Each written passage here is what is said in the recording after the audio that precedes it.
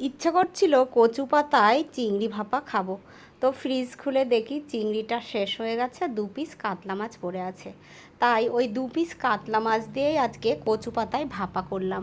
তো চলো কিভাবে আমি ভাপা করলাম সেটাই তোমাদের সঙ্গে শেয়ার করি।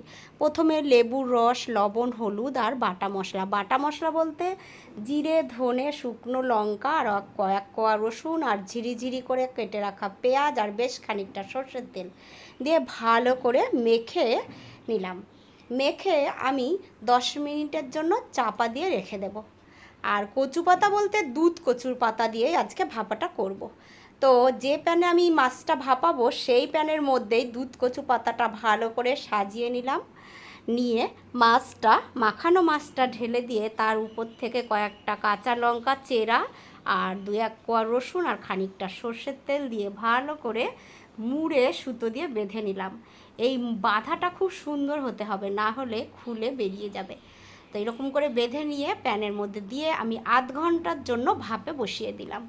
আধ ঘন্টা পর ঢাকা খুলে দেখি পুরোটাই রেডি। এবার সুতোটা কেটে পরিষ্কার করে নিয়ে কচু পাতা সরাতেই এত ভালো গন্ধ বেরিয়েছে, আমার জিভে জল চলে এসেছে। তো আমি ভাত নিয়ে বসে পড়লাম, খানিকটা শাক, 1 পিস মাছ, একটা লঙ্কা দিয়ে। তো মুখে পুড়তেই আমি কথা বলতে পারছি না, এত ভালো